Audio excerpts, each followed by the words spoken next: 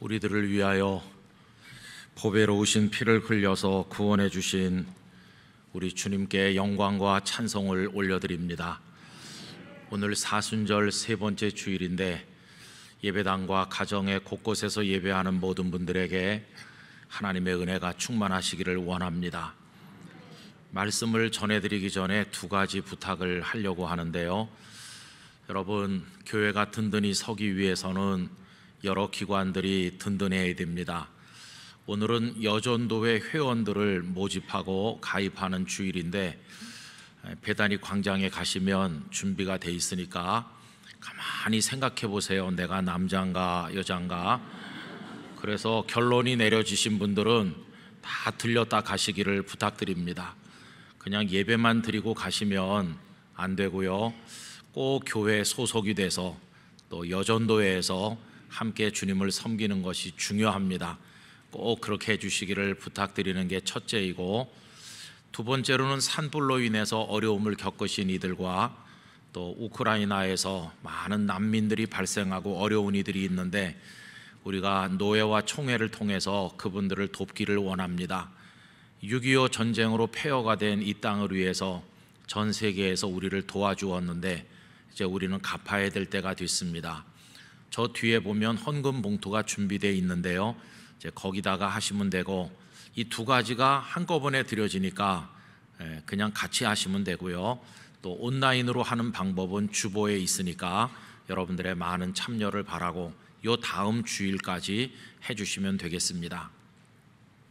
그리고 몇 주간 더 지나면 우리가 고난주간을 맞이할 텐데 이제 고난주간에 특별 새벽기도회를 모입니다. 그 한 주간 동안은 금식을 할 수 있는 분은 금식을 해서 그 금식한 만큼의 헌금을 드려서 아직도 굶는 사람들, 또 우크라이나의 부모를 잃은 소년 소녀들 이제 이런 쪽으로 또 전달을 월드비전을 통해서 하려고 생각을 하고 있습니다. 그건 그때 가서 또 말씀드리고, 하여튼 이번에 그렇게 많이 참여해 주시기를 부탁을 드리겠습니다. 여러분, 지금 이 시간에 우리는 영락교회 성도로 함께 하나님 앞에 예배를 드리고 있습니다. 우리들은 교회에 소속되어서 하나님을 섬깁니다. 교회는 우리들이 몸담은 소중한 보금자리라고 할 수가 있겠습니다. 그런데 주님의 교회는 태동된 이후로 오늘날까지 다양한 어려움을 겪고 있습니다. 세계 교회도 그러하고 한국 교회도 그러합니다. 우리 한국 교회는 구한말에 복음이 들어와서 교회가 처음 세워질 때 자리 잡는 것이 어려웠고 수가 적어서 어려웠고 핍박이 많아서 참 어려웠습니다. 세월이 많이 지났지만 오늘날도 교회는 어렵기가 매일반입니다. 그런데 그 어려움의 양상이 초기와는 많이 다릅니다. 오늘날 교회가 겪는 어려움은 좀 슬프기도 하고 조금 민망하고 부끄럽기도 한 어려움이라고 말할 수가 있겠습니다. 왜냐하면 지금 교회는 몸집은 아주 큰데 허약 체질이 되어서 일어나 달릴 수 없는 어려움을 겪고 있습니다. 또 영혼이 맑지 못하기 때문에 겪는 어려움도 있다고 생각합니다. 코로나를 만 2년 이상 겪는 과정에서 우리 사회로부터 마치 코로나 감염의 온상인 것처럼 비난을 받아오기도 했습니다. 또 우리들은 사회적 이슈인 학생 인권 조례를 폐지해야 된다, 또 건강가정기본법이라든지 차별금지법을 제정하면 안 되고 독소 조항이 들어있는 사학법을 개정해야 된다는 등등 여러 이슈들에 대해서 반대하다 보니까 사람들은 교회를 무조건 반대만 하는 사람들로 몰아붙이고 있는 게 사실이기도 합니다. 자, 이렇게 시간이 흐르는 동안에 오늘의 대한민국이 있기까지 교회들, 그리고 교회들이 세운 학교들과 병원들, 많은 어려운 이들을 돕는 복지단체들, 문화단체들이 이 땅을 위해서 흘린 애국 애족의 기도와 눈물과 헌신과 수고와 땀과 피를 사람들은 망각해 가고 있습니다. 또 요즘에는 직장에서 교회 다닌다고 말하면 눈치를 줄 만큼 어려운 상황에 있습니다. 그것이 현실입니다. 그러나 여러분, 그럼에도 불구하고 사람들이 무엇이라 말을 하든지에 상관없이 우리들은 교회를 떠날 수 없습니다. 우리들은 교회를 벗어날 수 없습니다. 결단코 교회를 포기할 수 없습니다. 왜 그러냐 하면 이 교회는 예수님께서 세우신 교회이기 때문입니다. 그리고 이 교회를 통해서 예수님께서는 십자가와 부활, 그 생명의 복음을 주셨고 지금도 교회를 통해서 말씀하시고 우리들을 훈련하시고 교회를 통하여 하나님을 섬기도록 만드십니다. 뿐만 아니라 이 교회 안에 있으면서 천국을 향하여 거룩한 행진을 하도록 우리들을 인도하고 계십니다. 그래서 교회는 우리들에게 있어서 결코 포기할 수 없는 주님께서 우리에게 주신 가장 큰 선물이요 주님의 품과 같은 곳이라고 말할 수 있겠습니다. 여러분, 교회를 통해서 허락해 주시는 하나님의 크신 은혜와 축복을 영락교회 성도들께서 풍성하게 누리시기를 원합니다. 오늘 읽은 말씀은 교회에 관련된 예수님의 말씀으로서 대단히 중요한 본문입니다. 메시아 사역의 말미에 예수님께서는 제자들과 함께 빌립보 가이사랴 지방에 가셨고 거기서 이 말씀을 하셨는데 그 중에서 교회와 관련되어 오늘 본문 18절 말씀이 대단히 중요합니다. 여러분, 18절을 우리 다 같이 읽어보도록 하겠습니다. 또 내가 네게 이르노니 너는 베드로라. 내가 이 반석 위에 내 교회를 세우리니 음부의 권세가 이기지 못하리라. 아멘. 18절의 이 말씀을 좀 더 자세히 생각을 해보겠습니다. 예수님께서는 이 반석 위에 내 교회를 세우겠노라고 말씀을 하십니다. 그렇다고 한다면 이 반석이란 무엇을 뜻하는 것일까요? 그것은 다름 아닌 예수님께 드려지는 신앙 고백의 반석을 말하는 것입니다. 예수님께서는 제자들에게 질문하셨습니다. 너희는 나를 누구라 하느냐? 예수님의 이 질문에 대한 베드로의 대답이 본문 16절에 잘 나와 있는데 다 같이 읽으실까요? 시몬 베드로가 대답하여 이르되 주는 그리스도시요 살아계신 하나님의 아들이시니이다. 아멘.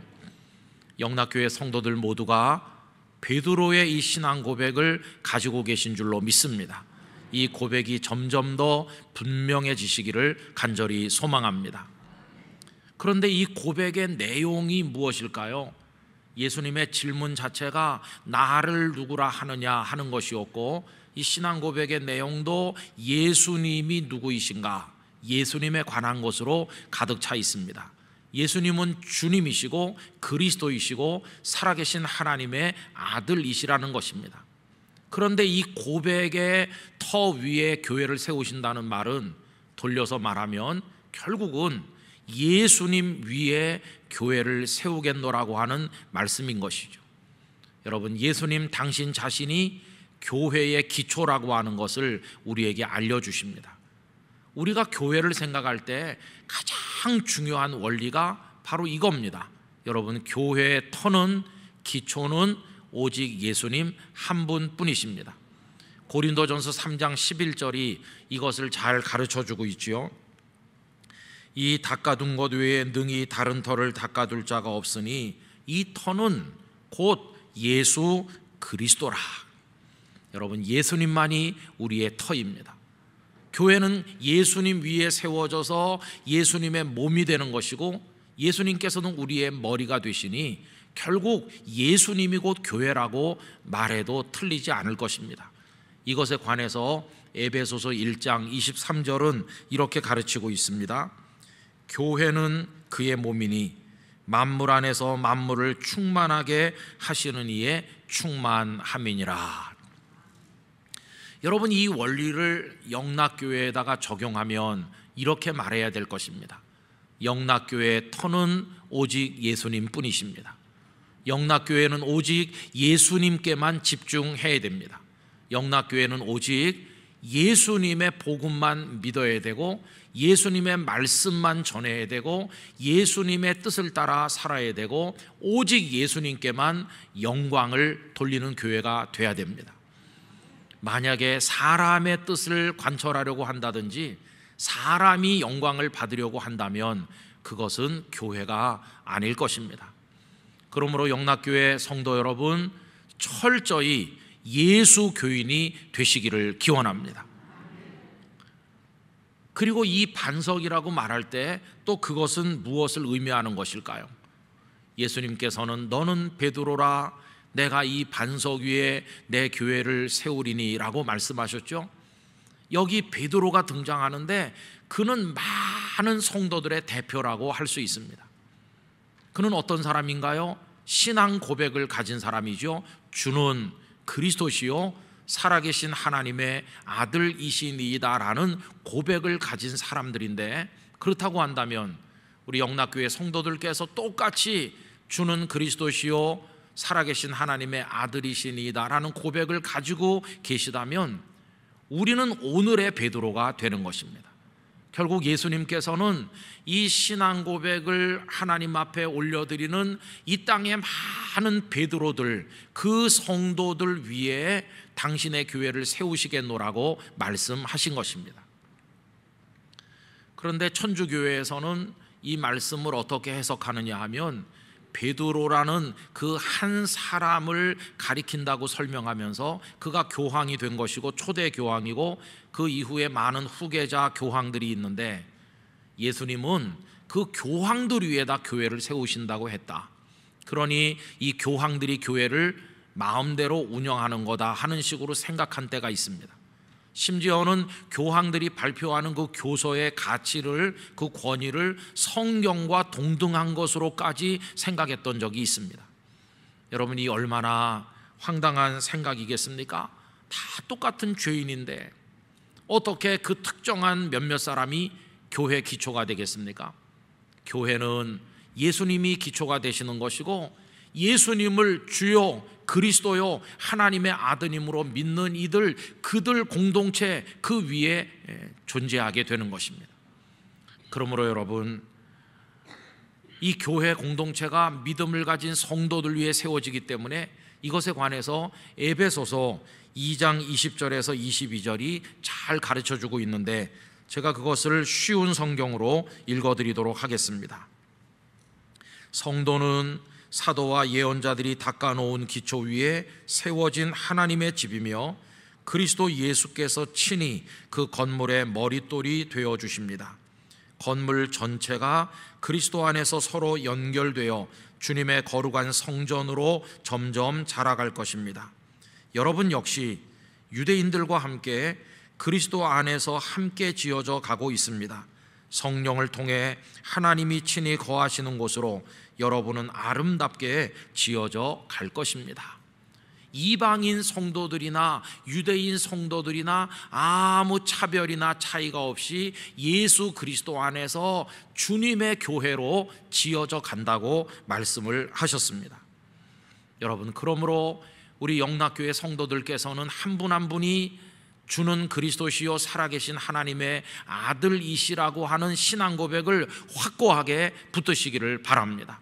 이걸 확고하게 붙드셨다면 우리 교회는 남녀노소 빈부귀천 오래 믿고 간 믿은 아무 차이 없이 모두가 다 벽돌 한 장처럼 예수 그리스도의 사랑 안에서 연결되고 서로를 지탱하면서 주님의 교회를 지어가게 될 것입니다.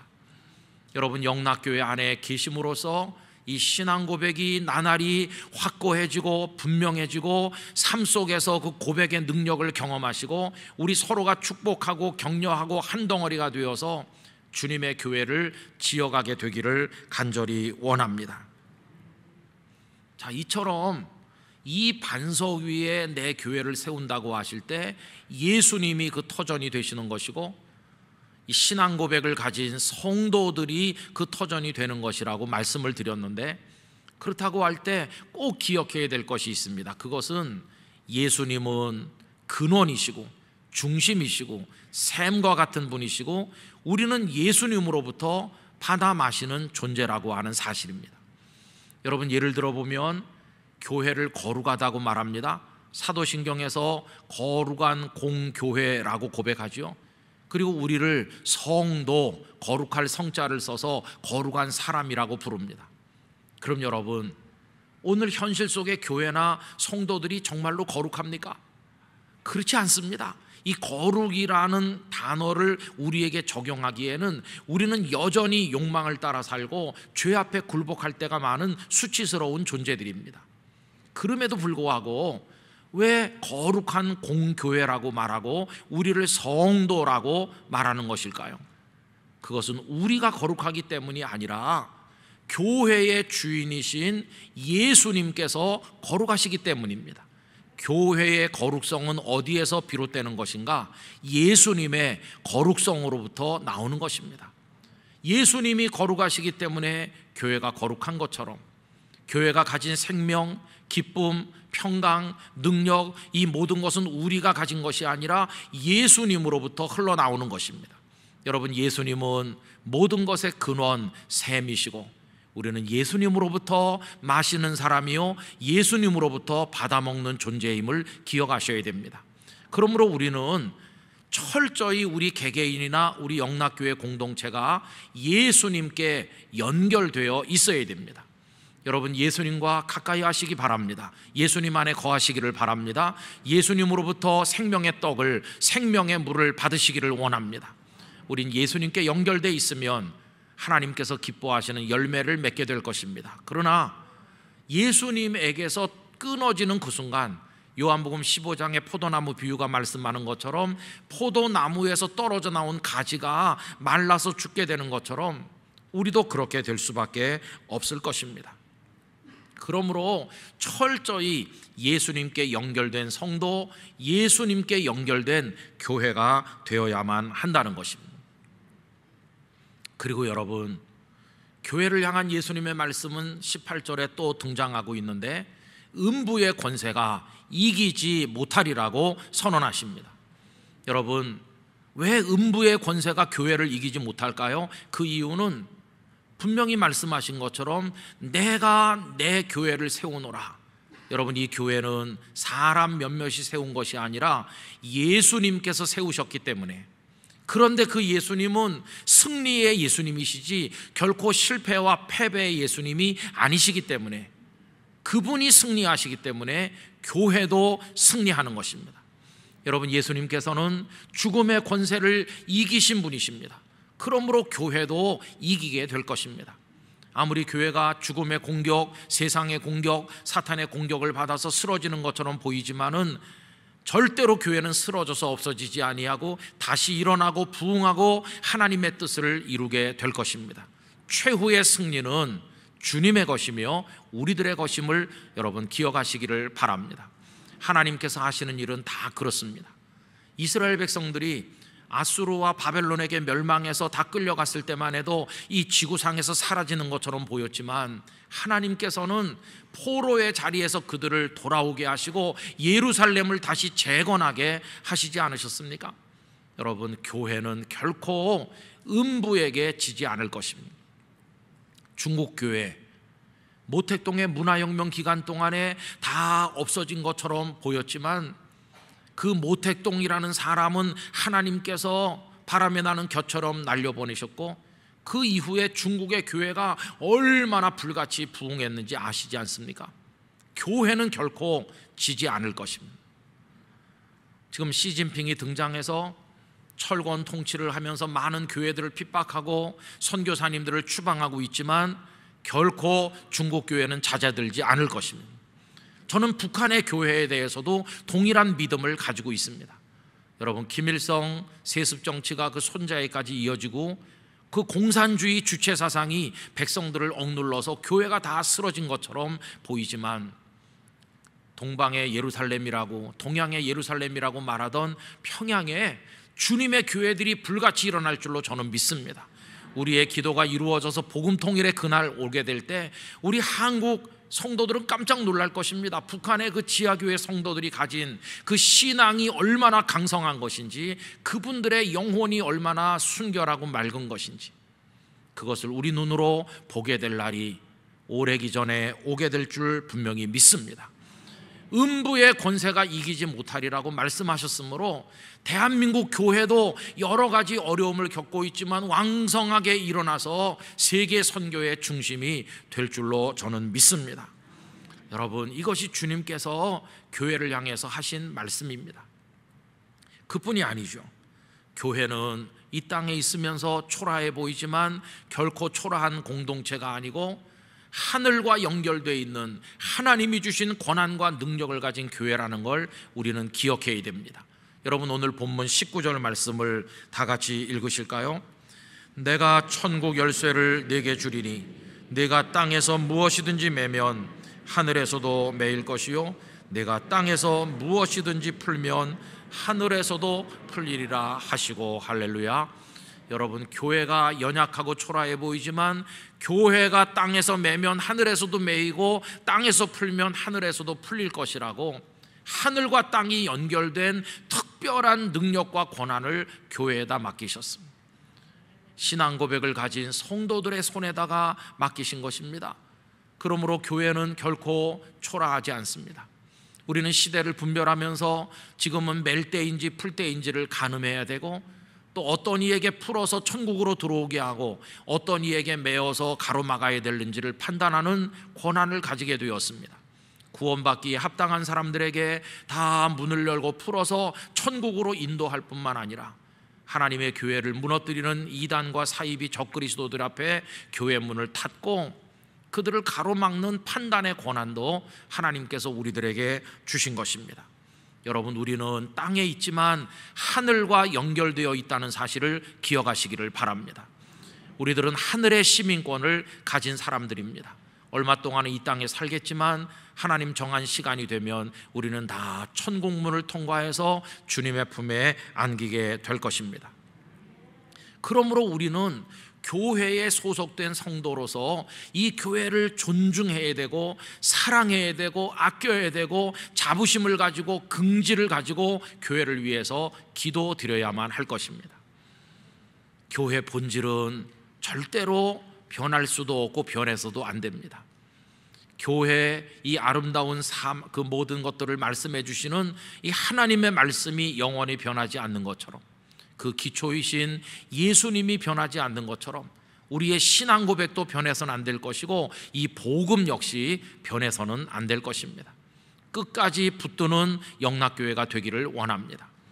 그러나 세월의 흐름과 시대의 변천에 따라서 교회가 뒤떨어져서는 안 되는 측면도 있습니다.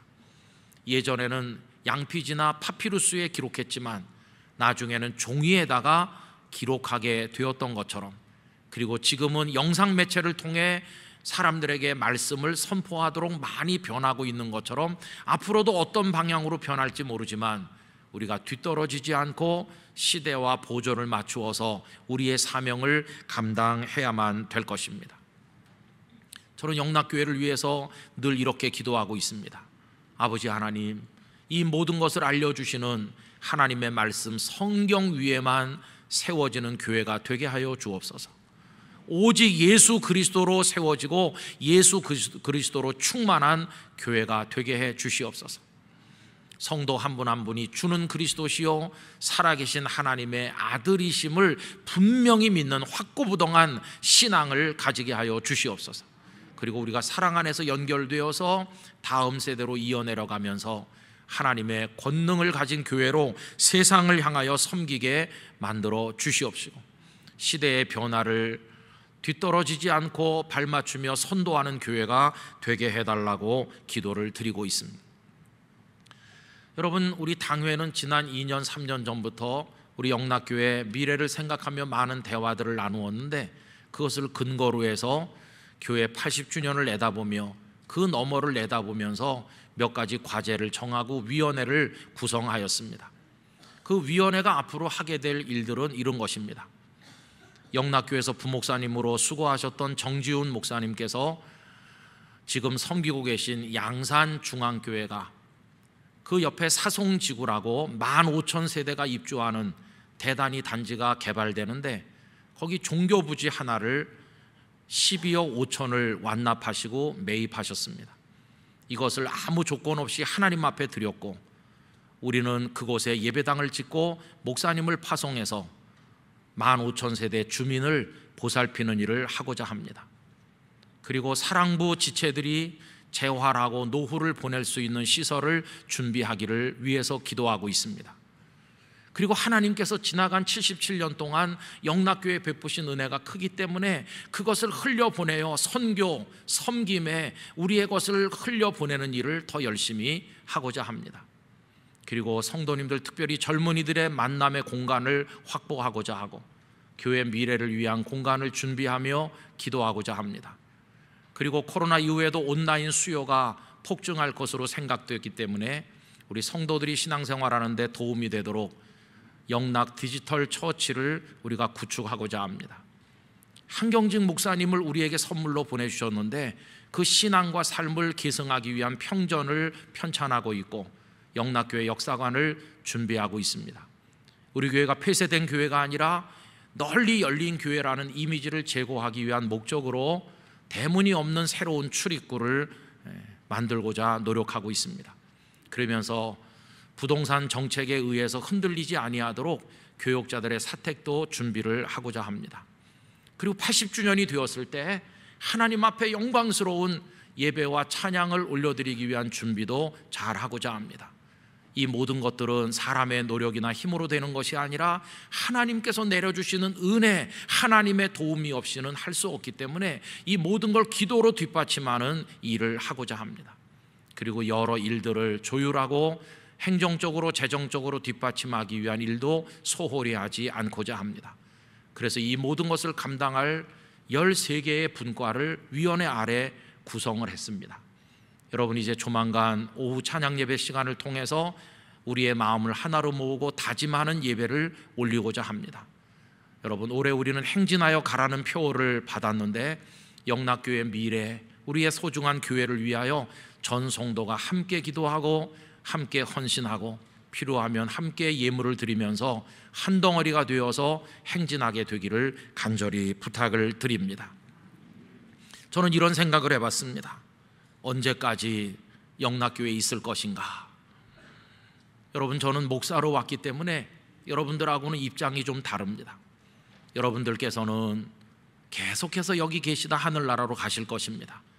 그러나 저는 정해진 기간이 되면 영락교회를 떠날 사람입니다. 그러나 여러분들이라고 해서 영원히 계시진 않겠죠. 우리 교회를 위해 수고 많이 하신 은퇴하신 장로님, 권사님, 집사님들, 그리고 지금 또 성장에 올라오는 우리 후배 자녀들, 언젠가는 하나님이 부르시는 그날 영락교회를 떠날 때가 올 것입니다. 지상의 교회를 떠나 하늘의 교회로 옮기게 되겠죠. 저는 이렇게 기도합니다. 우리가 여기서 몇십 년을 머물던 몇 년을 머물던 하나님 앞에 내 평생에 받은 은혜와 축복 가운데 영락교회 성도로 하나님을 섬긴 그 몇 년 기간은 저에게 말할 수 없는 축복이었습니다. 하나님 감사합니다. 이렇게 고백하는 행복한 성도들이 되시기를 원하는 것입니다. 여러분, 우리는 떠나가겠지만 영락교회는 사라지지 않을 것입니다. 우리 후배들에게, 후손들에게 계속 물려주어 예수님 재림하시는 그날까지 예수님만이 우리의 구주요 살아계신 하나님의 아들이시라는 사실을 온 세상에 선포하는 교회가 되어야만 할 것입니다. 우리가 여기 성도로 머물러 있는 이 시간을 허송하거나 낭비해서는 안 될 것이고 쓸데없는 일에 우리의 에너지를 소진해서도 안 될 것입니다.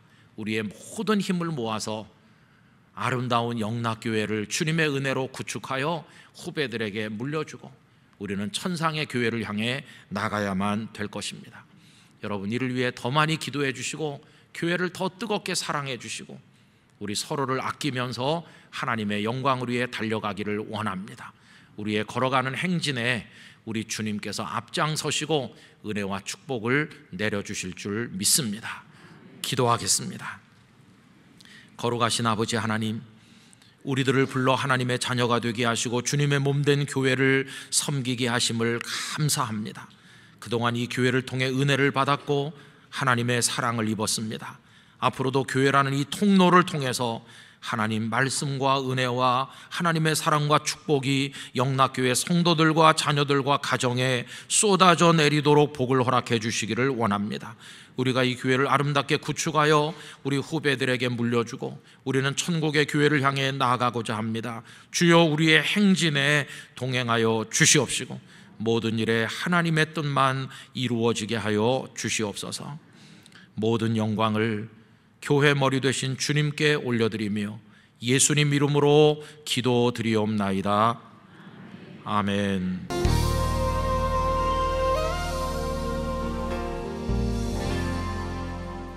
예수님께서 우리 때문에 십자가 달리신 거 믿으시죠? 근데 그거 가지고는 안 됩니다. 그거보다 조금 더 구체적으로 해야 되는데 나 때문입니다. 이렇게 하셔야 합니다. 나 때문에 예수님 십자가 지셨다. 이거를 진지하게 고백할 수 있어야 됩니다. 오늘 우리 영락교회 3부 예배 사순절 첫 주일인데요, 함께 예배하는 모든 분들에게 하나님의 은혜를 기원합니다. 사순절이기 때문이 아니라 우리 더욱더 주님을 사랑하고 주님을 닮아가기 위해서 깊이 기도하는 성도들 꼭 되시기를 바랍니다. 주보에 보시면 참여할 일도 많고 기도하셔야 될 일도 많습니다. 오늘의 오후 찬양 예배 시간에는 우리 재직들 부흥회가 있습니다. 우리 영락교회를 든든한 교회로 세우기 위해서 재직들은 한 분도 빠짐없이 오셔서 목사님의 말씀을 통해 하나님을 섬기는 직분자가 된 것에 대한 결단을 가지시기를 바라고, 또 간주로 나눠드린 이제 전도 폭발 훈련도 있고요, 이제 곧 시작하게 될 제자 양육부 훈련 프로그램들도 있고, 또 선교 훈련도 시작이 되고, 그리고 주일 소그룹이 또 시작을 하고, 다양하게 많이 시작되니까 여러분, 믿음의 성장은 가만히 있어서는 절대로 이루어지지 않습니다. 사모하는 마음으로 노력도 하고 기도해야 돼요. 그러니까 여러분들이 꼭 참여하셔서 우리 신앙의 성숙을 위해서 함께 해 주시기를 바랍니다. 그리고 또 주보에 나와 있는데, 돌아오는 화요일 날 오후 2시에는 여의도 순복음교회에서 희망의 대한민국을 위한 연합 기도회가 열립니다. 작년에 1차로 우리 영락교회 예배당에서 기도회가 있었는데, 이제 올해 2번째로 열리게 되는 나라를 위한 기도회입니다. 유기성 목사님, 이찬수 목사님, 유명한 목사님들이 오셔서 말씀도 전하고 또 기도하게 될 텐데, 화요일 날 낮에들 많이 가셔서 같이 기도하면서 우리 나라 사랑의 마음을 하나로 모아주시면 감사하겠습니다. 이스라엘 백성들이 애굽에 살 때 그들의 최고의 소원은 자유를 얻는 것이었습니다. 노예에서 벗어나는 것이죠. 일단 노예에서 벗어나는 출애굽이 있은 다음에 그들의 최고의 소원은 가나안 땅을 얻는 것이었습니다.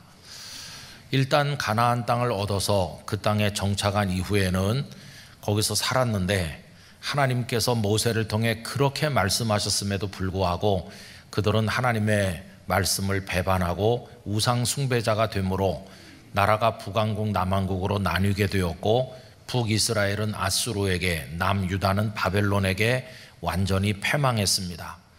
나라 잃은 백성이 되고 나니까 그때서야 이사야 선지자를 비롯해서 많은 주의 종들이 선포한 하나님의 구원자가 오셔서 다시 제2의 전성기를 주시기를 간곡하게 기다리게 되었는데, 다름 아닌 메시아를 기다리게 된 것이었습니다.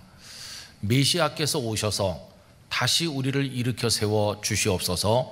이런 열망을 수백 년 동안 가지고 있었고, 예수님께서 활동하실 그 당시에 유대인들도 메시아에 대한 열망이 아주 강렬하였습니다. 여러분, 메시아를 헬라어로 바꾸면 그리스도입니다. 그러니까 메시아라고 하든 그리스도라고 하든 같은 뜻인데, 기름 부음을 받은 자, 하나님께서 보내시는 구원자를 말하는 것입니다. 이 메시아에 대한 유대인들의 관심은 두 가지 질문으로 표현됐는데, 하나는 도대체 그 메시아가 언제, 어느 때 오시는가, 이 때에 관한 질문이었습니다. 누가복음 17장 20절에 보면 바리새인들이 예수님께 그 때에 관해서 질문하는 걸 볼 수 있는데요. 바리새인들이 하나님의 나라가 어느 때에 임하나이까 묻거늘 예수께서 대답하여 이르시되 하나님의 나라는 볼 수 있게 임하는 것이 아니요, 이렇게 되어 있죠. 예수님의 제자들도 예수님께서 부활하시고 이제 메시아 그리스도이심을 알기 때문에 드디어 이제는 이스라엘 나라를 회복하실 때가 됐나 보다, 이런 마음으로 질문을 했어요. 그게 사도행전 1장 6절입니다. 그들이 모였을 때에 예수께 여쭈어 이르되 주께서 이스라엘 나라를 회복하심이 이 때니까 하니, 때에 관한 관심. 그 다음에 그거보다도 더 근본적인 메시아를 생각할 때 했던 질문은 도대체 누가 메시아인가 하는 것이었어요. 여러분, 누가 메시아인가 하는 것은 그들 모두에게 가장 첨예한 관심사였습니다. 사도행전 5장에 보면 사도 바울의 스승인 가말리엘이 사내들인 공회 석상에서 두 사람의 이름을 언급하는 걸 보게 되는데, 한 사람은 드다였습니다. 이 드다는 예수님께서 탄생하실 무렵에 유다를 통치하던 대헤롯이 죽던 BC 4년경에 일어났던 사람인데, 수백 명의 사람들의 마음을 모아가지고 그들을 인솔해 갖고 다니면서 굉장한 주목을 끌었던 인물이 드다입니다. 사람들은 드다가 메시아인가 이렇게 생각했을 정도였습니다. 그러나 얼마 안 가서 그의 세력은 다 흩어졌기 때문에 그가 메시아일 거라고 생각했던 건 다 허사가 되고 말았습니다. 그로부터 여러 해가 지난 다음에 그 가말리엘이 언급한 두 번째 인물이 나타났는데, 갈릴리 출신의 유다라는 사람이었습니다. 이 사람은 AD 6년 수리아 지역의 총독인 구레뇨가 호적을 명령했을 때 사람들의 마음을 선동하였습니다. 호적을 하게 하는 목적은 우리에게 세금을 부과하기 위함인데, 우리가 왜 로마 당국에 세금을 내야 되겠느냐 하면서 그 뛰어난 웅변수를 통해서 무수한 사람들의 마음을 사로잡았는데, 결국 그의 폭동도 얼마 지나지 않아서 진압되고 그가 죽음으로써 그가 메시아인가 했던 기대 역시 물거품이 되고 말았습니다. 이 수리아의 총독인 구레뇨가 호적을 명한 것은 예수님 탄생할 무렵에 있었던 호적과는 구별되는 이제 두 번째 호적이죠. 자, 이렇게 사람들의 관심을 끌었던 이들이 다 허망하게 사라지고 난 이후에 어느 날 유대 광야에 모든 유대인들의 마음을 뒤흔드는 인물이 등장했습니다. 그는 입은 옷차림부터가 사람들하고 달랐는데 다름 아닌 세례 요한이십니다.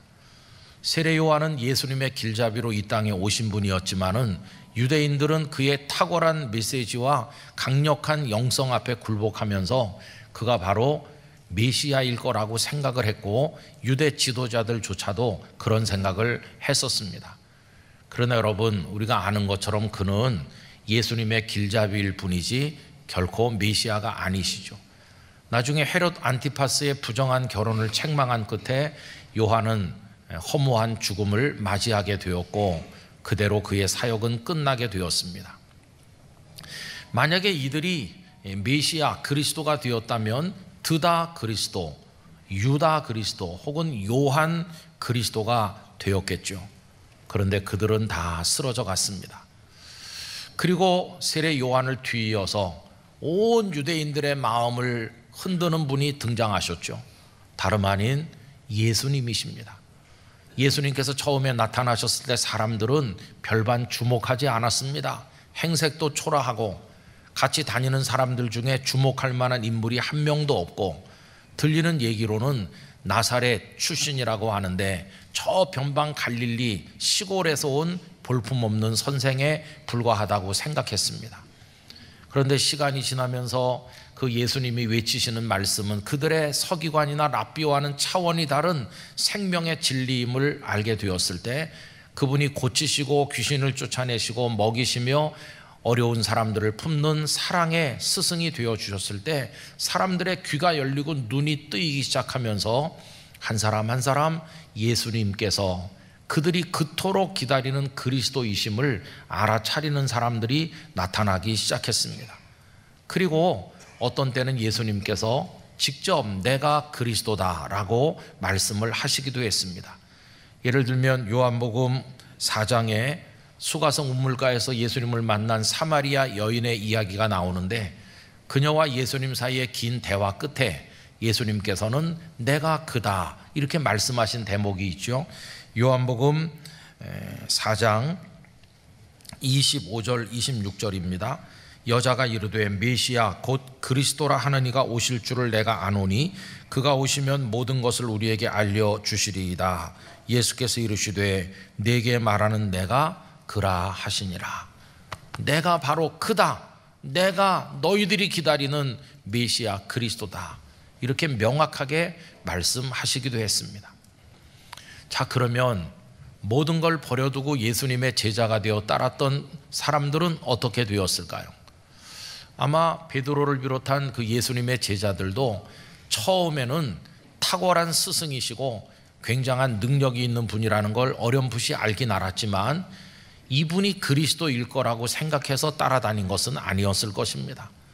그냥 여러 가지 기대를 가지고 따라 나선 것인데 1년을 지나고 2년을 지나고 예수님과 함께 자고 먹고 같이 살고 그분이 행하시는 걸 보고 그분이 외치시는 말씀을 들으면서 그들의 영혼이 깨어나기 시작하더니 드디어 어느 날 바로 우리가 모시고 있는 이분이 하나님께서 준비하셨고 구약 성경이 예언한 그 메시아 그리스도이시로구나 하는 것을 깨닫게 된 겁니다. 그들의 3년간의 제자 학교 과정이 거의 끝나갈 무렵 예수님은 그들을 빌립보 가이사랴 지방으로 데리고 가셨는데 그들에게 질문하셨죠. 너희들은 나를 누구라 하느냐? 그동안 나에게 보고 배운 게 많을 텐데 내가 누구라고 생각하느냐? 그때 베드로가 유명한 고백을 대답하지 않았습니까? 잘 아시지만 오늘 본문 15절 16절을 우리 함께 읽어보도록 하겠습니다. 이르시되 너희는 나를 누구라 하느냐?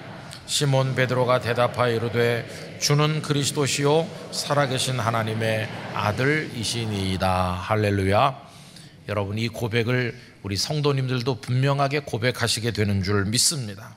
여러분, 그렇습니다.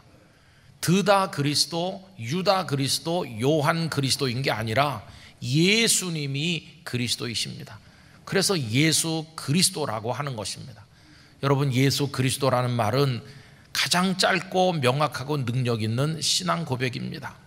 예수라는 이름은 그 당시 흔하던 사람의 이름인데 그 나사렛에서 나오신 그 목수였다고 알려진 그 예수가 우리가 그렇게 오랫동안 기다렸던 하나님의 아들, 우리의 구원자 그리스도이심을 나는 믿습니다. 이게 하나의 고백인데 그걸 줄여서 예수 그리스도가 된 것입니다. 그 누구도 그리스도가 아니요, 예수님이 그리스도이십니다. 그 예수 그리스도라고 하는 가장 짧지만 명확한 신앙 고백이 만들어지게 된 것이었습니다. 여러분, 제자들이 이 신앙을 고백했을 때 예수님께서는 무척 기뻐하셔서 바요나 시몬아 네가 복이 있도다 칭찬하셨습니다.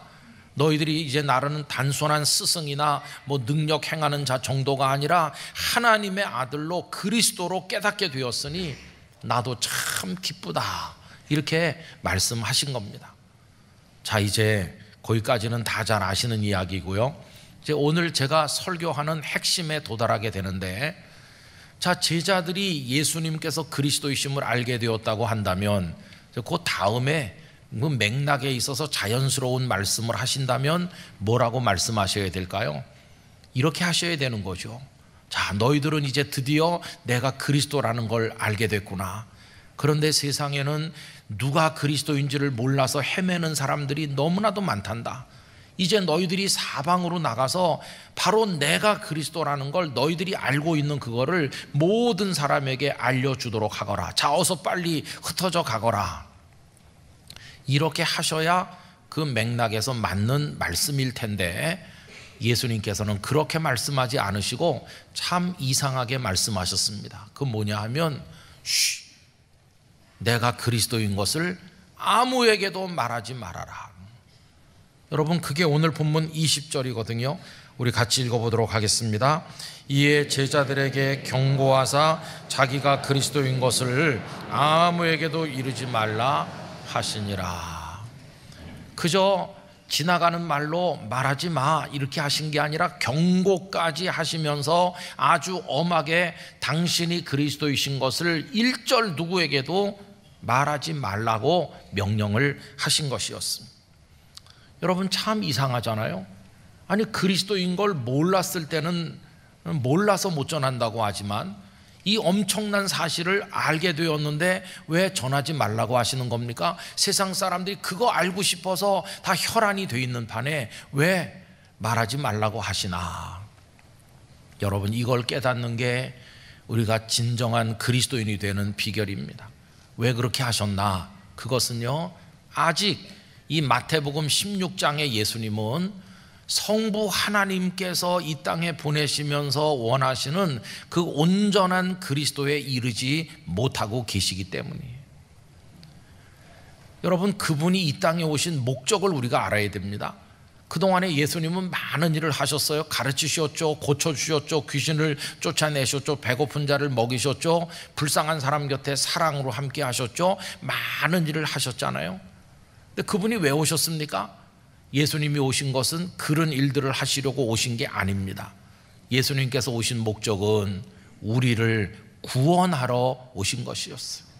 그 구원의 핵심은 뭐냐 하면 모든 고통과 멸망의 원인이 되는 죄를 해결하고 죄로부터 우리를 구원하시는 것입니다.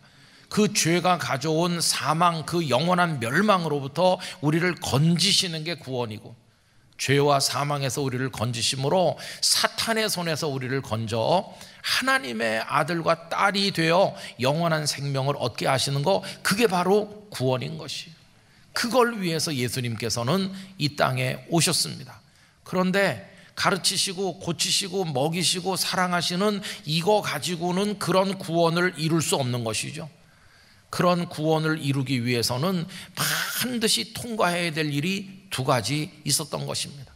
그래서 여기서 말씀하지 말라고 하신 겁니다. 그런데 마태복음이 끝나는 맨 마지막 28장 19절 20절에 보면 모든 족속으로 제자를 삼아 아버지와 아들과 성령의 이름으로 세례를 주라고, 또 마가복음 16장에서는 온 천하에 다니며 만민에게 복음을 전파하라고, 그때는 입을 열어 외쳐라 이렇게 말씀하시잖아요. 그러면 그 맨 끝에서는 전하라고 하신 예수님께서 왜 여기 16장에서는 쉬 이렇게 하셨을까요? 그리고 이 16장 이후로 28장 사이에서 일어난 일이 뭘까요? 그게 바로 그 두 가지입니다. 그 두 가지 중에 첫째, 십자가를 지신 것이고, 두 번째, 부활하신 것입니다. 십자가와 부활이 없이는 우리를 구원하시는 온전한 그리스도가 되시지 못하는 것입니다. 이제 예수님은 그리스도로 오셨지만 이 마지막 단계에 진입하기 직전에 계신 것이죠. 십자가가 왜 필요합니까?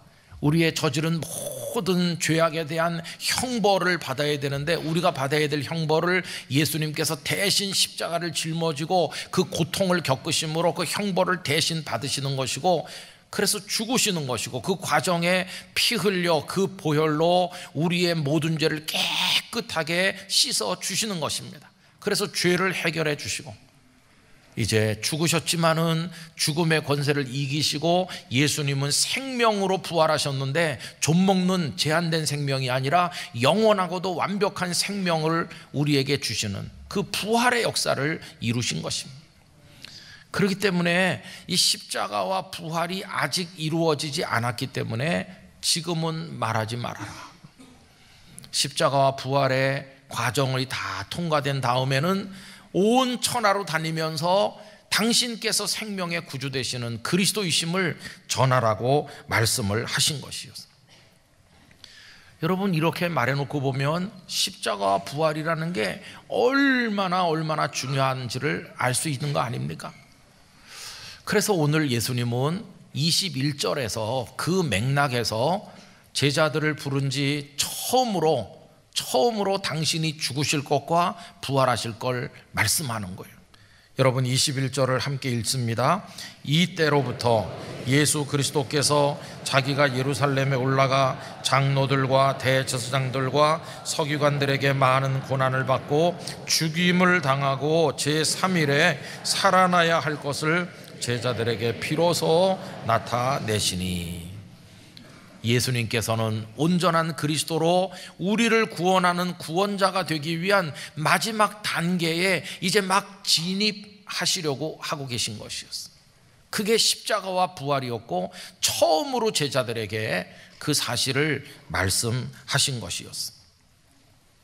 그래서 여러분, 이 십자가와 부활은 기독교를 기독교 되게 하는 결정적인 사건인 것이, 그 앞에 가르침이 아무리 풍성하고 많은 사랑을 베풀었다 할지라도 십자가와 부활이 없으면 기독교 복음은 그냥 가르침이긴 하지만 생명의 구원에 가져오는 복음은 아닌 것이. 그러면 부활이 먼저인가요? 십자가가 먼저인가요? 당연히 십자가가 먼저죠. 십자가의 죽음이 있은 이후에 부활이 있는 것이지, 십자가 없는 부활은 없는 겁니다. 이 두 가지가 그렇게 중요하고 십자가는 그 중에 먼저 있는 것으로 결정적으로 중요하기 때문에 우리 기독교의 상징은 십자가입니다.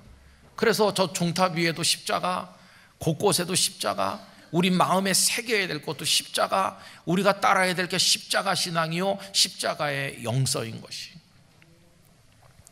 여러분, 십자가가 없으면 기독교가 아닙니다. 여기 지금 예수님은 당신이 그리스도인 것도 말하지 말라고 할 정도로 이 십자가와 부활이 얼마나 중요한지를 알려주시잖아요. 이걸 이제 우리에게 적용하면 뭐가 될까요? 두 가지 차원의 얘기를 할 수 있어요. 여러분, 저는 오늘 예배하는 우리 모두가 이 말씀을 깊이 마음에 새기길 원합니다. 우리에게 두 가지로 적용할 때, 첫째, 십자가가 없는 사람은 그리스도인이 아닙니다. 교인일 수는 있죠. 그러나 그리스도인은 아닙니다. 왜 예수님께서 십자가를 지셨는지 깨닫지 못하는 사람, 그 십자가의 보혈의 은총을 경험하지 못한 사람, 그리스도인이 아닙니다. 자기가 죄인인 줄 모르는 사람, 그래서 회개하지 않는 사람, 회개하지 않았기 때문에 보혈의 능력으로 죄 씻음 받은 경험도 없는 사람, 그래서 늘 교회 오지만 나는 주님을 통해 구원받았다는 기쁨이 없이 바싹 마른 사람, 구원의 감격 없이 종교 행위를 하는 사람일 수 있는 거지만 그리스도인은 아닌 것이죠. 정말 예수님의 그 십자가의 은혜를 통해 죄 씻음 받고 구원받았다는 걸 안다면, 그거에 감격한다면, 다시는 죄를 반복하지 않아야 됨에도 아무 감각도 없이 과거의 죄를 여전히 답습하고 또 반복한다면 그리스도인이 아닌 것이죠. 주님은 나같이 희망 없는 죄인을 불러서 용서하시고 구원하셨습니다, 이렇게 감격한다고 말하면서도 다른 사람을 용서하지 않고 미워하면서 가족 간에, 이웃 간에, 직장에서나 교회에서나 어디서든지 계속 다른 사람을 품지 않는 사람, 그 사람은 그리스도인이 아닙니다.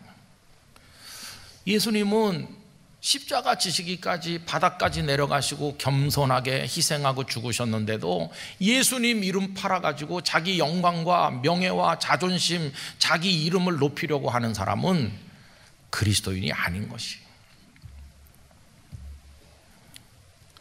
여러분, 두 번째로 이거를 공동체에 적용하면요, 십자가가 없으면 그건 교회가 아닙니다.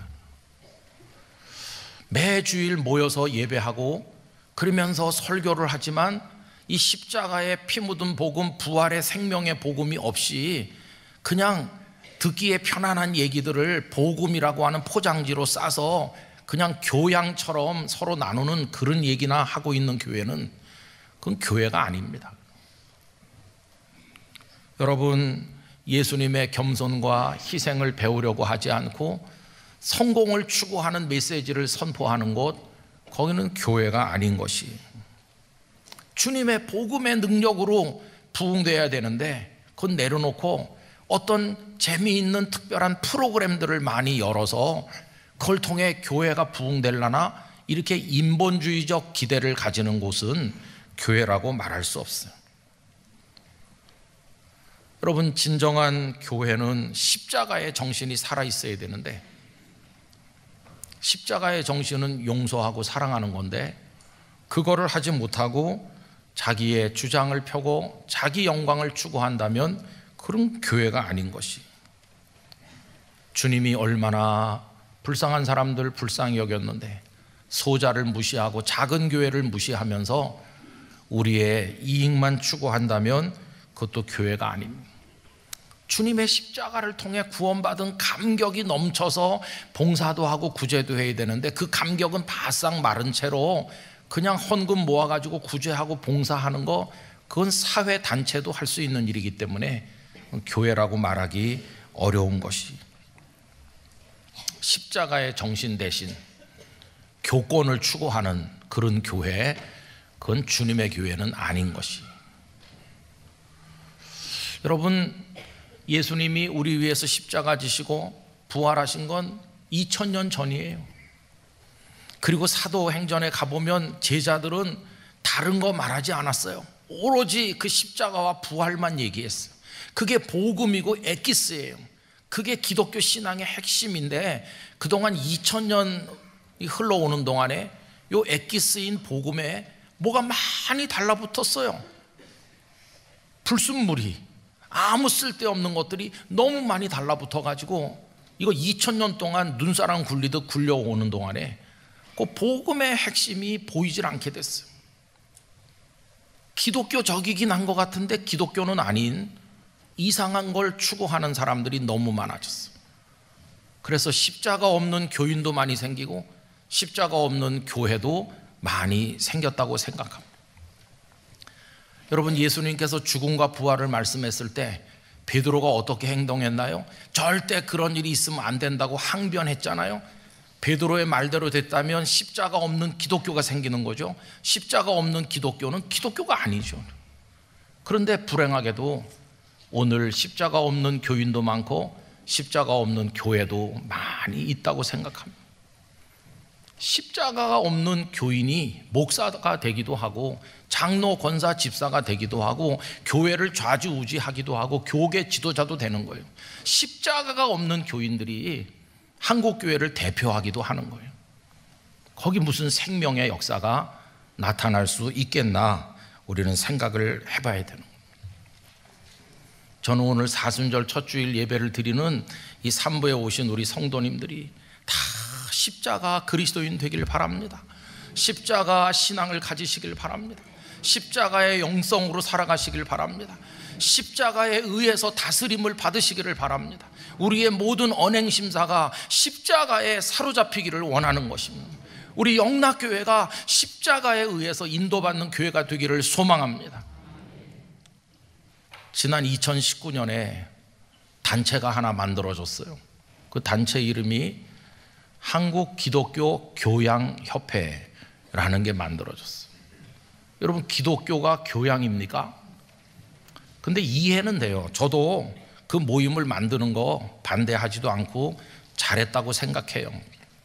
왜 그러냐 하면 그걸 만드신 분들은 다 기독교 학교, 기독교 대학에서 이제 학생들 가르치는 데 관련된 분들이 많으세요.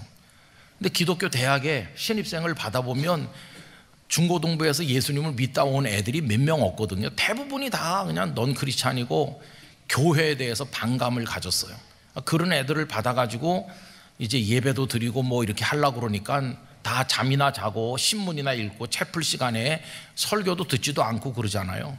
그러니까 참 이게 어렵죠. 그러니까 얘들아, 예수님께서 우리 위해 죽으시고 부활 이렇게 하면은 아무도 안 들으니까 그 기독교 복음을 아이들의 귀가 열리도록 교양인 것처럼 별로 거부감 안 느끼게 부담 안 되게 전해주자, 그런 의도로 만들어졌다고 할 수 있어요. 뭐 그게 나쁜 건 아닌 것 같아요. 아이들이 귀를 닫고 있는 것보다 듣는 게 낫잖아요. 그럼 이렇게 하는 거죠. 여러분, 기독교 대학에 오신 걸 환영합니다. 기독교 정신이 얼마나 좋은지 졸업하기 전에 알고 나가시는 게 좋겠어요. 그래서 우리가 예수님이 누군지 알려주려고 하는데, 예수님으로 말하자면 세계 4대 성인 중에 한 분이시고 그분이 사랑을 가르쳤는데, 혹독한 이 세상에 사랑이 얼마나 소중합니까? 여러분들도 사랑 좋아하죠? 그럼 애들이 그럼요, 사랑 좋아하죠, 이렇게 하겠죠. 자, 그 예수님이 얼마나 우리를 사랑하셨는지요. 그러면서 어려운 사람 돌보시고 품어주신 얘기 쭉 하면서, 그러다가 그분은 억울하게 십자가에서 죽기까지 했습니다. 그러면 그 넌크리스찬 학생들도 예수님이 십자가에 죽었다는 정도는 알고 있거든요. 그렇죠. 그럼. 근데 문제는 이제 거기까지는 괜찮은데, 그래서 기독교에 대해서 호감을 가지게 하는 건 좋은데 그 다음이 걱정인 거예요. 왜냐하면 나 기독교 좋아해요, 교회에 대해서 호감이 있어요. 호감이 구원받게 하는 건 아니잖아요. 아무리 교회를 좋아해도 그 호감이 구원을 가져오는 건 아니거든요. 그 다음 이야기를 해줘야 되는 거예요. 아무리 내가 기독교에 대해 호감이 있어요 이래도 예수님을, 그 십자가와 부활을 믿지 않으면 구원에 이룰 수 없잖아요. 그러니까 기독교를 교양 수준에서만 전해가지고는 안 되는 거죠. 그걸 넘어서서 생명이 그리스도께 있고 그분의 십자가와 그 부활을 얘기해야, 그걸 믿어야 구원받게 하는 거 아니겠어요? 그러니까 이런 모임의 동기와 목적을 찬성하긴 하지만 아쉬운 부분이 있잖아요. 그래서 우리가 학교 현장에 애쓰시는 분들을 위해 강한 기도의 뒷받침을 해야 되는 것이죠. 호감에서 끝나지 않고 믿음에 이를 수 있도록 여러분 기도해 주셔야 되는 것이. 사도 바울은 복음을 부끄러워하지 않았어요. 예수님을 믿어야 구원받습니다, 십자가와 부활 이건 믿어야 됩니다, 이렇게 말할 때 사람들이 욕을 해도 부끄러워하지 않았어요. 로마서 1장 16절 우리 다 같이 읽겠습니다. 내가 복음을 부끄러워하지 아니하노니 이 복음은 모든 믿는 자에게 구원을 주시는 하나님의 능력이 됨이라. 먼저는 유대인에게요 그리고 헬라인에게로다. 아멘. 여러분, 우리 성도님들은 어디 가서나 십자가 부활의 복음을 부끄러워하지 말고 확실히 고백하고 믿으시기를 바랍니다. 십자가의 영성으로 살아가시기를 바랍니다. 십자가에 사로잡힌 성도, 우리 영락교회가 돼야 되는 것이죠. 그래서 예수님께서 말씀하셨잖아요. 아무든지 나를 따라오려면 자기를 부인하고 자기 십자가를 지고 나를 따라야 된다. 십자가를 진 그리스도인이 진짜 그리스도인입니다. 교회를 아무리 많이 드나들었어도 이 십자가에 사로잡히지 않은 사람은 그냥 교인이지 구원받는 그리스도인은 아니라는 것이에요.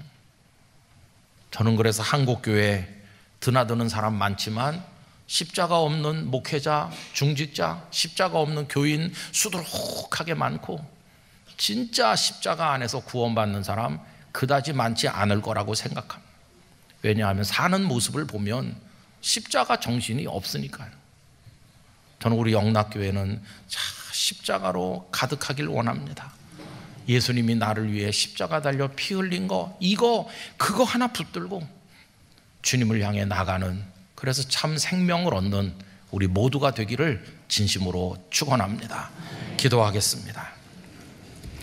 거룩하신 아버지 하나님, 예수님께서 왜 이 땅에 오셔서 어떤 하나님이 원하시는 그리스도가 되셨고 그걸 위해 어떻게 십자가에서 죽으시고 우리 죄를 씻으시고 부활하셨는지 이 복음의 엑기스를 똑똑히 깨닫고 바르게 믿게 하여 주시고 우리도 십자가에 사로잡혀 십자가 그리스도인으로 살아갈 수 있도록 은혜를 허락하여 주시옵소서. 우리 영락교회뿐만 아니라 이 땅의 교회들이 십자가로 충만한 교회 되게 하여 주시옵소서. 예수님의 이름으로 기도하옵나이다. 아멘. 오늘 아침 오이코스 성경 읽기는 마태복음 16장, 17장, 18장 이렇게 세 장 말씀이 되겠습니다. 그 중에서 새벽에 묵상하실 말씀은 17장 9절입니다. 17장 9절 우리 다 같이 합독하도록 하시죠. 그들이 산에서 내려올 때에 예수께서 명하여 이르시되 인자가 죽은 자 가운데서 살아나기 전에는 본 것을 아무에게도 이르지 말라 하시니. 아멘. 오늘은 우리 영락교회가 논산 훈련소 연무대 예배당에서 우리 병사들에게 진중 세례식을 거행하는 날입니다. 그래서 우리 교회에서 성도님들 많이 동행하시고 또 장로님들도 많이 가시고 또 목사님들도 많이 가셔서 오늘 정확히 몇 사람에게 세례를 베풀지 잘 모르겠습니다. 그 코로나 때는 그게 다 막혀가지고 어려웠었는데 아마 오늘 한 2천여 명 병사들에게 세례를 베풀 수 있지 않겠나 이렇게 기대를 합니다. 여러분 기도 세게 해주세요. 그래서 그 훈련소에 들어온 병사들이 좀 마음이 약해지거든요. 훈련소에 들어오면 좀 군대 생활이 힘들기도 하고 낯선 환경이니까 그래서 마음이 약간 연약해지면 고기가 좀 약해지는 거죠. 그 틈으로 은혜가 이렇게 스며드는 건데 오늘 같이 말씀 나눌 때 우리 병사들이 은혜를 받도록 또 세례를 받을 때 성령의 세례가 그들의 심령에 임하도록 기도해 주셔서 그들이 나중에 제대하고 나와서 또 돌아 방황하더라도 택한 백성은 주님께로 돌아올 것입니다. 그래서 이 진중 세례식이 이게 소중한 겁니다. 부산에서 목회를 하면서 보니까 어떤 병사가 세례를 받고 제대를 해가지고는 아마 세상에서 좀 험하게 산 것 같습니다. 그런데 막다른 골목에 도달하니까 아, 내가 세례받은 사람이었구나. 그게 생각이 나서 제가 목회하는 교회에 찾아왔어요. 찾아왔을 때는 나이가 조금 들어가지고 이제 온 거죠. 세상에서 방황하다가 왔으니까 굉장히 진지하게 이제 예배에도 오고 이렇게 했습니다. 그러더니 이제 교회에서 그때는 학습 제도가 있었을 때인데 학습 세례를 시행합니다. 광고를 하니까 찾아왔더라고요. 그래서 목사님 저 이번에 세례 좀 받았으면 합니다. 세례 안 받았냐? 했더니 훈련소에서 받았다는 거예요. 그래서 2번은 안 준다. 그러니까 왜 안 줍니까? 그때는 건성으로 받았고 이번엔 진짜로 받으려고 한다고. 그 세례는 한 번만 받는 거고 하나님의 은혜가 중요하다 기도하면서 마음의 세례를 성령 안에서 받으면 된다. 그렇게 얘기해 줬습니다. 근데 그 젊은이가 교회로 찾아오게 된 끈이 뭐냐 하면 그 세례 받은 거였어요. 그 세례 받은 거가 주님 품으로 인도한 거죠. 세례를 받았다는 거는 대단히 중요한 겁니다. 종교개혁가인 마틴 루터가 어려운 일을 많이 겪을 때 방황도 많이 하고 좌절도 많이 했지만 나가서 외쳤다고 그러죠. 나는 세례 받은 사람이다. 이렇게 외쳤다는 겁니다. 여러분 우리 안에 주님의 영이 함께 하시고 세례를 받는다는 거는 인을 치는 것과 같아요. 너는 내 것이다. 그래서 우리가 하나님의 사람이 되는 겁니다. 그래서 오늘 선교부에서 주관해서 갔다 오는데 그냥 연중 행사다 이렇게 생각하지 마시고 간절하게 여기서 기도해 주시면 하나님의 뜻이 이루어질 줄 믿습니다. 오이코스 성경 읽기가 이제는 구약 성경을 끝마치고 신약으로 넘어왔는데 늘 이거 하다 보면은 신년 벽두에는 성경을 잘 읽어야지 이렇게 생각하시지만 그게 잘 안 되는 분도 많으시다는 걸 알고 있습니다. 여러분 그래도 늦었다고 생각할 때가 제일 빠른 때라는 말이 있습니다. 열심히 지금부터라도 성경을 읽어서 한 절 한 절이 우리들에게 영혼의 양식이 되기를 간절히 바랍니다. 이 17장은 1절부터 보면은 예수님께서 소위 변화산에 올라가셔서 그 형체가 영광스럽게 변화된 내용을 담고 있습니다. 그 변화산에 12제자가 다 올라간 것은 아니죠. 베드로, 야고보, 요한 3사람만 올라갔는데 우리 주님의 모습이 사람의 말로 형언하기 어려울 정도로 영광스럽게 변화되었습니다. 그 변화산에 나타난 예수님의 영광이 앞으로 우리가 누리게 될 영광입니다. 우리가 다 주님 나라에 이르게 되면 이 땅에서는 상상도 못할 하나님의 영광 안에 거하게 될 것입니다.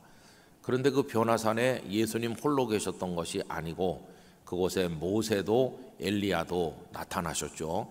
흔히 설명할 때 모세는 율법의 대표자라고 말하고 엘리야는 모든 예언의 대표라고 얘기하는데 이 세 분이 나타나서 앞으로 예수님께서 순환 받으실 일을 두고 대화를 나누었습니다. 근데 이 모습을 보고 베드로를 비롯한 제자들은 뭐 너무나 황홀해서 어쩔 줄 몰랐죠. 그래서 베드로가 여기다 초막셋을 짓고 뭐 이런 얘기를 이제 하지 않았습니까? 자, 그래가지고 산에서 내려오는 거죠. 하늘에서 음성이 들리면서 이는 내 사랑하는 아들이니 너희는 그의 말을 들어라 이렇게 하고 평생 상상도 못할 황홀한 모습을 체험하고 산에서 내려와요. 근데 여러분 그 상황이 어떻습니까? 세 사람은 산 위에 있었고 나머지 9명은 지금 산 아래에 있잖아요. 남이 못 본 것을 본 사람은 우선 무슨 생각이 들까요? 못 본 사람에게 가서 그걸 말해주고 싶은 아주 강한 충동을 느끼는 거죠. 충동. 우리도 살다 보면 좀 특이한 체험을 어떤 경험을 이제 할 때가 있잖아요. 예를 들면 요즘에 아주 유명한 무슨 연예인이라든지 뭐 그런 사람을 내가 어디서 만났다 그러면 와가지고 얘기하지 않겠어요? 벌써 여러 해 전입니다마는 요 교보문고에 우리 딸들이 갔었는데 교보문고에서 어떤 정치인을 봤대요. 그 정치인이 누구라고는 말씀드리지 않겠습니다마는 별로 저는 안 좋아하는 정치인인데 우리 애들은 교보문고 갔다가 그 정치인 봤다 그러면서 저한테 막 열을 올리는 거예요. 그래서 봐서 어땠는데 매일 보는 아버지는 어떻게 생각하냐. 근데 그 정치인을 뭐 만나서 얘기를 하고 악수하고 그런 것도 아니에요. 먼 발치에서 본 거예요. 먼 발치에서. 근데 그게 뭐 굉장하다고 와서 또 얘기를 하더라고요. 사람은 다 그래요. 남이 못 본 걸 본 사람은 말해주고 싶고 이 베드로와 야고보와 요한이 그 산 위에서 있었던 일을 산 아래 내려가면 그 9명의 제자뿐만 아니라 우리가 알고 있는 사람들에게 이 예수님께서 얼마나 놀라운 분인지를 우리가 그냥 다 얘기해야지 이렇게 생각을 했을 거 아니겠어요? 그런데 이제 오늘 읽은 9절 말씀, 그들이 산에서 내려올 때에 예수께서 명하여 이르시되 인자가 죽은 자 가운데서 살아나기 전에는 산 위에서 본 것을 아무에게도 이르지 말라 이렇게 하신 거예요. 쉿 이렇게 하신 거죠. 절대 말하지 마라 이렇게 하시는 거예요. 우리 같으면 사방으로 말해야 될 것 같은데 절대 말하지 말라고. 저도 이제 부산에서도 여기서도 이렇게 목회를 하면서 보면은 아마 정치하는 분들은 교회 목사가 좀 표가 된다고 생각하는 것 같습니다. 그래서 이제 부산같이 바닥이 작은 데일수록 더 그렇게 생각하는 것 같아요.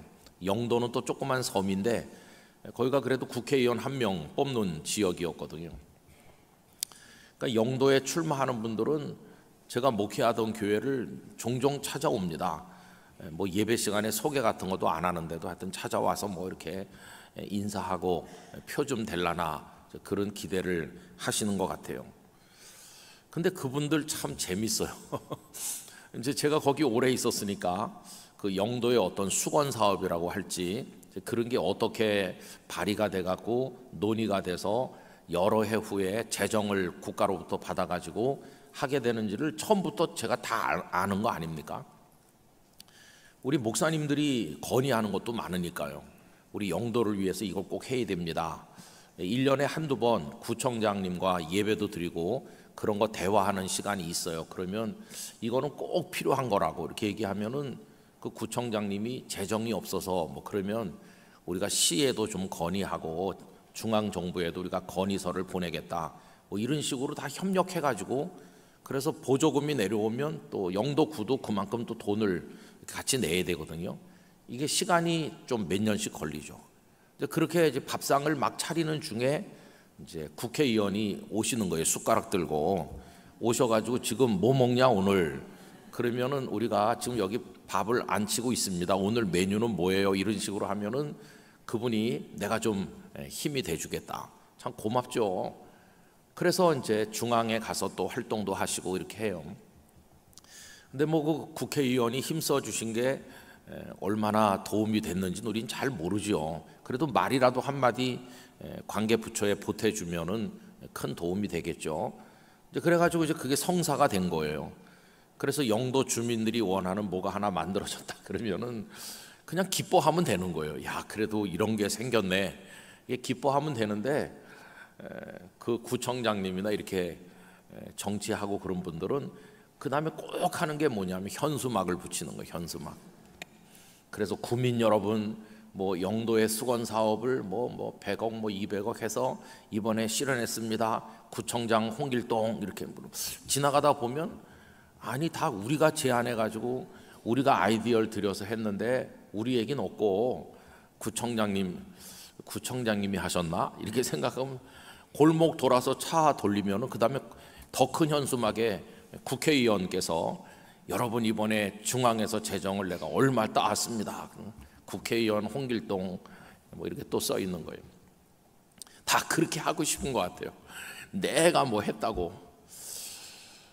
저도 참 겁나는 게 그겁니다. 나중에 은퇴하고 늙어가지고 다 80, 90 넘어가지고 앉아가지고 내가 목회할 때 말이야 이러면서 그런 소리 하고 늙을까 봐 걱정이에요 사실은. 근데 하나님 우리에게 뭐라고 하시냐면 이렇게 하시는 거예요. 말하지 말라고. 그 영광 그거 말하지 말라고.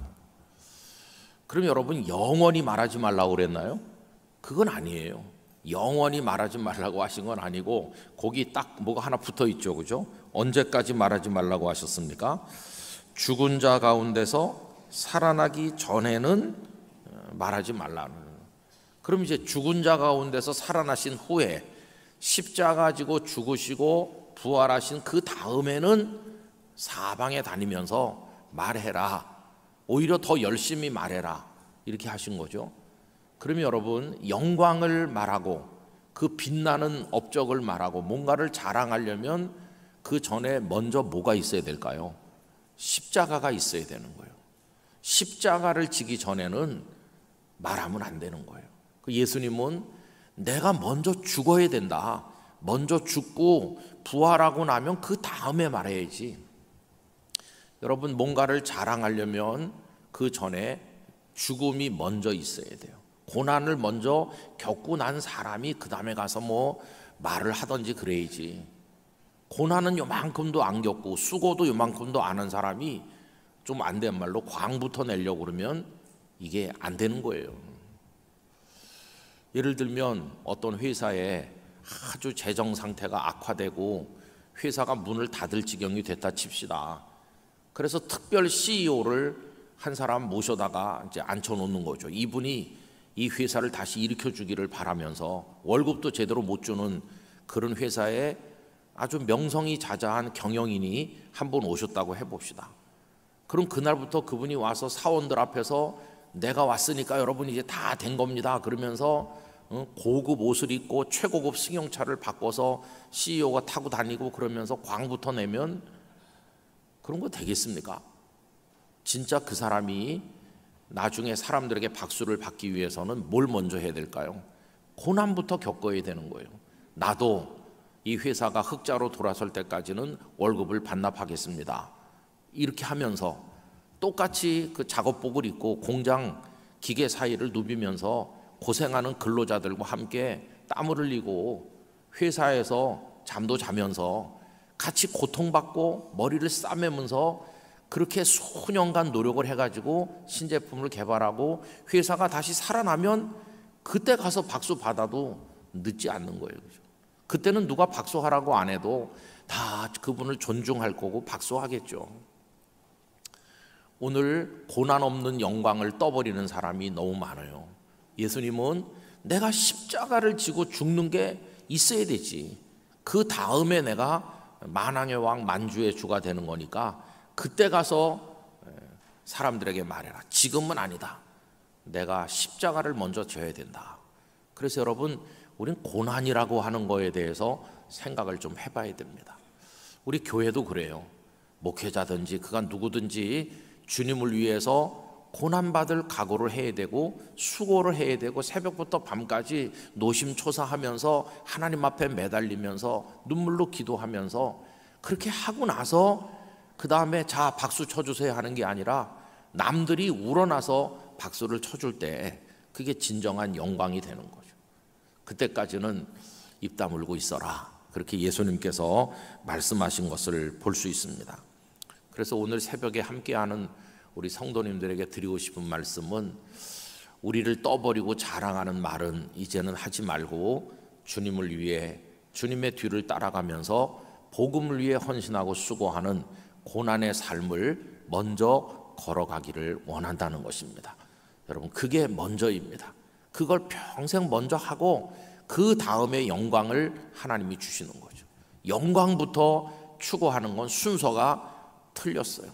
부활이 먼저고 십자가가 나중인 게 아니라 십자가가 먼저고, 그래야 부활의 영광이 있는 것이죠.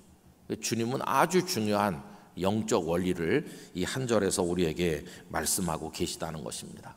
그래서 여러분, 교회에서 뭐 헌신하시고 수고하고 섬기고 할 때 그거 우리 자랑하지 맙시다.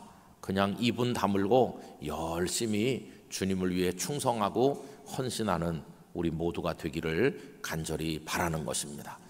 다 그저 저는 자랑할 게 없어요, 저는 하는 게 없습니다, 다 그렇게 자기를 낮추고 겸손하면서 열심히 기도하고 헌신하고, 때로는 손해도 보고 고난도 당하고 남들이 알아주지 않아서 섭섭할 때도 있지만은 지금은 말할 때가 아니야, 이러면서 주님만 바라보고 가면 주님이 다 아시는 거예요. 다 아셔서 우리에게 은혜와 축복을 내려주실 것입니다. 우리 영락교회가 그런 교회가 되기를 간절히 원하고, 우리 한 분 한 분이 그런 성도 되시기를 축원합니다. 기도하겠습니다.